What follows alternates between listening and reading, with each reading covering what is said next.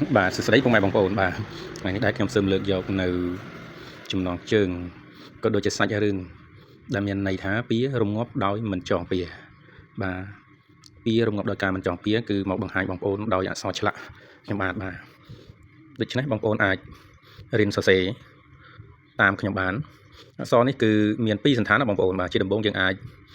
យកហ្វឺតមកពណ៌ផ្សេងមកដើម្បីយើងសរសេរលំដាប់នៃជើងអក្សរបាទនេះគឺជាជើងអក្សរបាទអានេះខ្ញុំឧទាហរណ៍បងប្អូនងាយយល់ទេគឺសពោដាក់ស្រៈអ៊ីបាទអានេះសរអញ្ចឹងយើងចាប់យកតែចុងជើងពាក្យនៃព្យាង្គអក្សរនេះបានហើយបងប្អូនបាទនេះបងប្អូនអក្សរនេះគឺងាយទេបងប្អូនអាចធ្វើតាមរបៀបវីដេអូនេះអាចធ្វើបានបងប្អូនមើលដល់ចប់បងប្អូននឹងអាចយល់សេចក្តីនេះគឺជាផ្ដើមសេចក្តីដែលយើងចាប់ផ្ដើមសរសេរដំបូងបាទបងប្អូនពារំងាប់ដោយការមិនចងពាតើពុកម៉ែបងប្អូនយល់នឹងអត្ថន័យពាក្យនេះទេបងប្អូនបាទពារំងាប់ដោយការមិនចងពាទាក់ទិននឹងរឿងរ៉ាវមួយដែលកាលមានសម័យពុទ្ធគង់នៅបងប្អូនសម័យហ្នឹងគឺមានព្រះពុទ្ធអង្គលោកគង់នៅក្នុងវត្តដូចយើងហៅថាវត្តអារាមយើងបច្ចុប្បន្នអញ្ចឹងប៉ុន្តែសម័យនោះគឺមានព្រះសម្មាសម្ពុទ្ធទ្រង់គង់នៅអញ្ចឹងនិយាយពីដើមកំណើតនៃការចងពានឹងគ្នាបាទមានសាច់រឿងមួយនោះគឺមានគ្រួសារមួយនៃក្រុងដូចថាយើងនៅក្នុងស្រុកអញ្ចឹងណាបងប្អូនបាទនៅក្នុងមានភូមិដែរប៉ុន្តែភូមិគេហ្នឹងវាមានស្រុកអញ្ចឹងភូមិហ្នឹងអាចថាគ្រួសារហ្នឹងជាអ្នកមានគុសលដែរបងប្អូនបាទជាអ្នកមានគុសលដែរបាទលុះកូនប្រុសដល់វ័យរៀបការពីពីទៅនេះគ្រួសារក៏រៀបចំឲ្យមានគូសកលបាទហៅគូសកលស្វាមីភរិយាយើងហ្នឹងណាបងប្អូនបាទអញ្ចឹងក៏រៀបចំឲ្យមានតាមរៀបការតាមប្រពៃណីសម័យនោះមកក៏ការបានប្រហែលជាមួយឆ្នាំឬក៏2ឆ្នាំបងប្អូនតាមសេចក្តីរឿងហ្នឹងខ្ញុំក៏មិនសូវជាចងចាំបានប៉ុន្តែគ្រាន់តែដឹងថាការបានប្រហែលជា2 3ឆ្នាំគ្រួសារនោះគឺពុំមានកោទេគេដែលហៅផ្ទៃពោះពកូនណាបងប្អូនអញ្ចឹងអត់បានមានបុត្រនៅក្នុងការចំណងរៀបអាពាហ៍ពិពាហ៍ជាប្តីប្រពន្ធទេអញ្ចឹងគ្រួសារក៏បានពិភាក្សាគ្នាគឺលួចលាក់ទេបងប្អូនគឺមិនបានពិភាក្សារឿងកូនប្រសាដែលគាត់ពុំមានកូនប្រសាស្រីណាពុំមានកោអញ្ចឹងគាត់នឹងអាចរៀបការប្រពន្ធទី2ដើម្បីឲ្យកូនគាត់ទៅលោខាងខាមកពីខាងស្រីគាត់មិនមានលទ្ធភាពមានកោអញ្ចឹងបងប្អូនបាទក៏រកបាននារីម្នាក់ទន្ទឹមនឹងសម្រាប់និយាយជាមួយគ្រួសារនោះខាងប្រពន្ធបាទយើងហៅថាប្រពន្ធដើមចុះបងប្អូនដើម្បីងាយយល់ក្នុងសាច់រឿងហ្នឹងណាបាទប្រពន្ធដើមក៏លួចស្ដាប់បានហើយក៏ឯកភាពព្រោះនឹកឃើញថាខ្លួនឯងពិតជាអន់មែនអញ្ចឹងឬក៏មិនមានលក្ខណៈមួយថាមានកូនក៏អត់គេការគ្រប់គ្នាគេបានយើងអត់មានអញ្ចឹងយើងក៏ឯកភាពតាមគ្នាដោយពុំទាន់គិតថាប្តីនឹងមានប្រពន្ធ2ទាំងរូបខ្លួនទេអត់បានគិតចំណុចរឿងហ្នឹងទេបងប្អូនគ្រាន់ថាយើងយល់ព្រមឲ្យមានប្រពន្ធមួយទៀតទៅបាទក៏រកបានគ្រូសាំងក៏រកបាននារីម្នាក់ទៀតដើម្បីមាននារីអាពាហ៍ពិពាហ៍បន្តទៀតនេះហើយក៏មានការឯកភាពពីប្រពន្ធដើមបងប្អូនបាទអញ្ចឹងដល់ពេលការឲ្យនៅគ្នាយូរទៅធម្មតាគ្រូសាដល់មានប្រពន្ធទី2អញ្ចឹងគេនោះដូចជាមានទម្ងន់មានក្តីស្រឡាញ់ទៅខាងប្រពន្ធទី2ហ្នឹងដូចវាក្រាស់ក្រែលជាងមិនសូវជាខ្វល់ខ្វាយនឹងប្រពន្ធដើមប្រហែលអញ្ចឹងហើយប្រពន្ធដើមក៏មានចិត្តតូចចិត្តនឹកសង្វេគដល់ខ្លួនណាបងប្អូនបាទហើយក៏មានចិត្តមួយក៏បានគិតថានេះគ្រាន់តែគេមានប្រពន្ធទី2គេតោះតើយដោះដៃមិនសូវយកចិត្តទុកដាក់ចំពោះអញប្រពន្ធនេះដែរហើយចុះបើប្រពន្ធទី2នេះគេមានកូនផ្ដល់ក្តីស្រឡាញ់ដល់គ្រួសារទៀតគេនឹងផ្ដាច់មនោចេតនាពីប្តីប្រពន្ធណាបាទអញ្ចឹងពាក្យកំណត់ទាំងនេះក៏គិតផុសចេញពីប្រពន្ធដើមបាទប្រពន្ធដើមអញ្ចឹងក៏មានចិត្តមួយចងគំនុំបងប្អូនបាទចងគំនុំណាបាទចងគំនុំថាអត់អាចឲ្យប្រពន្ធចុងហ្នឹងបានកូនទេបាទអញ្ចឹងអត់បានឲ្យមានបុត្រទេគ្រាន់តែដឹងថាប្រពន្ធទី2នេះចាប់ផ្ដើមមានផ្ទៃពោះ2ខែ3ខែណាបងប្អូនទើបចាប់កំណត់ក៏ដល់រគ្រឿងផ្សំដែលថ្នាំបាទថ្នាំហ្នឹងគឺជាថ្នាំដែលទម្លាក់កូនដែលយើងហៅបច្ចុប្បន្នឲ្យងាយយល់ហ្នឹងគឺថ្នាំរំលូតកូនណាបងប្អូនទម្លាក់កូនចោលអញ្ចឹងទេដឹងថាប្រពន្ធចុងនឹងមានផ្ទៃពោះក៏រៀបចំថ្នាំហ្នឹងមកហើយក៏ទៅភូតប្រពន្ធចុងនឹងថាជាថ្នាំរក្សាកោឲ្យកូននឹងធំធាត់ល្អឆាប់ដែលបានកើតមកបានកូនល្អអញ្ចឹងចំណែកប្រពន្ធចុងពុំបានយល់ដឹងនៅសេចក្តីការគំនុំរបស់ប្រពន្ធដើមទេនឹកឃើញស្មានថាជាគ្រូសាតែមួយគេមានយកចិត្តទុកដាក់ដោយសារខាងមកខាងទៀតគេអត់មានកូនអញ្ចឹងក៏មិនបានចាប់អារម្មណ៍ទេក៏បានលេបថ្នាំហ្នឹងទៅបងប្អូនលេបតែទឹកថ្នាំចំណនោះសម័យនោះគឺដាំថ្នាំ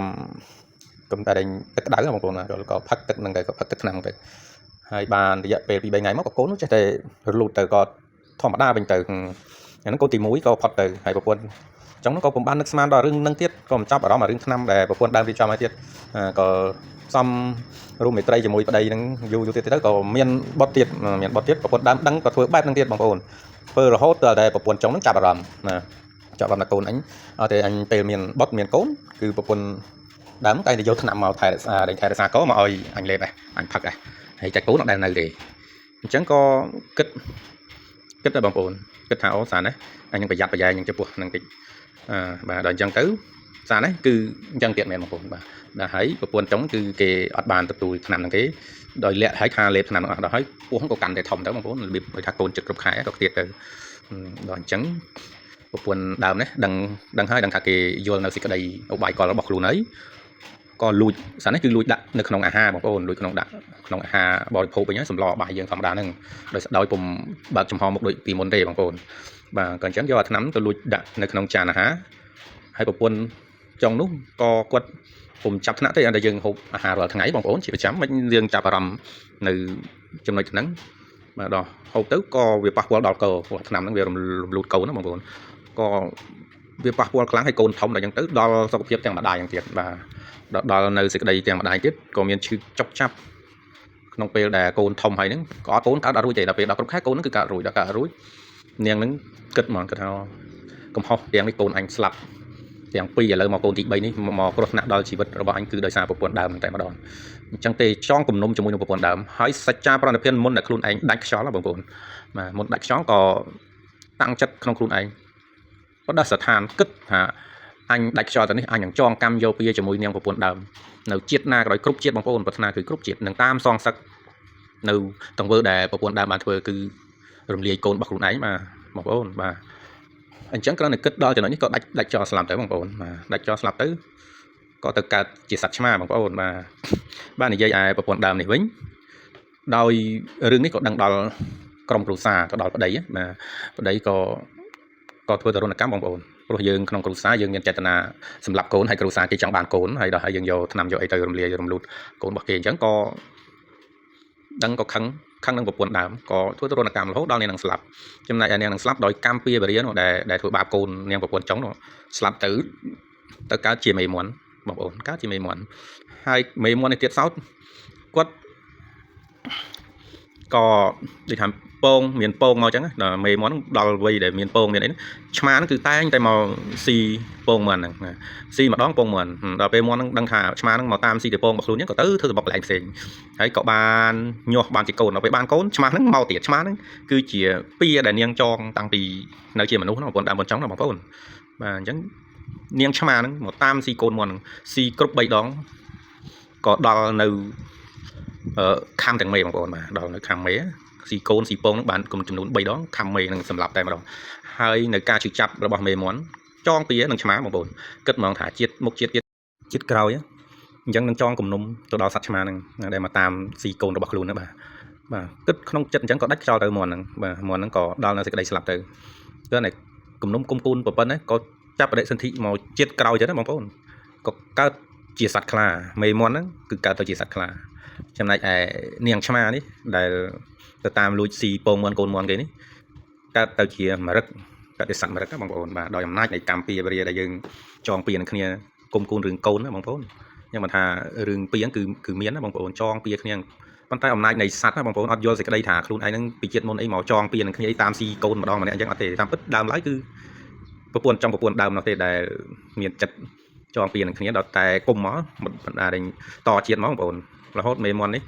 កើតទៅជាខ្លាចំណែកមេមន់កើតទៅជាខ្លាឆ្មាកើតទៅជាមរឹកវិញវាដូរផ្លាស់ប្ដូរជាតិគ្នាបងប្អូនបាទដល់ពេលផ្លាស់ប្ដូរជាតិគ្នាអញ្ចឹងទៅពេលមរឹកនឹងមានកូនបដៅកូនដើនខ្លាគឺមកលបខំតែកូនហ្នឹងគឺអត់ស៊ីមេទេគឺមកស៊ីតែកូនហ្នឹងឲ្យមរឹកហ្នឹងគឺមានការចុកចាប់វាជាហេតុផលមួយបងប្អូនខ្លាគឺឃើញហ្នឹងគឺនឹកឃើញថាចង់ស៊ីកូនស៊ីវាឆ្ងាញ់ហ្មងតែស៊ីមេមិនសូវឆ្ងាញ់អញ្ចឹងគិតថាទុកឲ្យមរឹកនឹងមានកូនស៊ីកូនមកហើយនៅក្នុងព្រៃទៅជាមួយគ្នាហ្នឹងកម្មពីវាគេរៀបឲ្យវាអញ្ចឹងបងប្អូនអញ្ចឹងមរឹកនឹងមានកូនម្ដងជា2ដងខ្លាំងចេះតែលួចចេះតែមកខំកូននឹងបាន3ដងដូចគ្នាបងប្អូនដូចដែលពៀនកាលនៅជាមន់នឹងឆ្មាបងប្អូន3ដងក៏ខ្លានឹងខំទាំងមេស៊ីតែម្ដងហែកមេនឹងស៊ីតែម្ដងពេលមរឹកនោះដល់នៅសេចក្តីឈឺផ្សាក្នុងខ្លួនក៏គិតចងគុំជាមួយនឹងខ្លាទៅមកតាំងបដិសន្តានទៀតបងប្អូនគិតថាចងពៀននឹងខ្លាមកជាតិមុខជាតិក្រោយបើមានពិតសូមឲ្យអញតាមចាប់កូននេះឯងធ្វើជាអាហារគ្រប់ជាតិអញ្ចឹងបងប្អូន បើមកជាតិក្រោយមកទៀតកម្ពុជានឹងមកផ្ដល់ឲ្យសត្វមរឹកដែលស្លាប់នោះក៏បានកើតទៅជាយៈបងប្អូនជាយៈដូចថាយើងជាមនុស្សដែរប៉ុន្តែមនុស្សជាកាចសាហាវជាយៈដែលយើងហៅយៈខេណីហ្នឹងណាកើតជាយៈចំណែកឯខ្លានោះស្លាប់ពីសត្វខ្លានោះទៅមកកើតជាមនុស្សយើងជាមនុស្សសាមញ្ញចំណែកឯមរឹកកើតជាយៈមានចិត្តសាហាវគឺគុំគូនតាមសងសឹកដែលមានចិត្តអាចធ្វើបាបកូនរបស់ខ្លួនក៏ចងគុំគំនុំគុំគូនហើយក៏នាងដែលកើតជាមនុស្សនេះជាមនុស្សមានគ្រូសាទៅក៏ចាប់ផ្ដើមមានកូនណាបងប្អូនមានកូនដល់ពេលមានកូននាងយៈនឹងគឺមកតាមបៀតបៀនមកតាមស៊ីកូនហ្នឹងឲ្យតែកូនហ្នឹងធំហើយកូនម្ដងជាពីរដងកំពុងតែពេញស្រឡាញ់យៈហ្នឹងមកតាមលួចចាប់យកទៅបរិភោគបងប្អូនរហូតដល់ដីប្រពន្ធនោះក៏នឹកគិតថាកូនទី1យៈខេណីហ្នឹងមកតាមលួចស៊ីកូនទី2កំពុងពេញស្រឡាញ់ក៏លួចស៊ីទៀតអញ្ចឹងដល់កូនទី3បងប្អូនដល់កូនទី3ក៏ពិភាក្សាគ្នាជាមួយប្តីប្រពន្ធគាត់ថាយើងអត់អាចនៅកន្លែងនេះបានទេអញ្ចឹងយើងត្រូវតែផ្លាស់ប្ដូរទីលំនៅយើងហៅថាដូរកន្លែងនៅបងប្អូនសម័យនោះដូចយើងផ្លាស់ប្ដូរទីលំនៅអញ្ចឹងក៏ធ្វើដំណើរទៅនៅភូមិដតីបងប្អូនដល់ពេលហើយទៅដល់ភូមិដតីហ្នឹងភូមិហ្នឹងនៅចិត្តមានភូមិគឺមានព្រែកមានអូស្ទឹងអញ្ចឹងបងប្អូនបាទ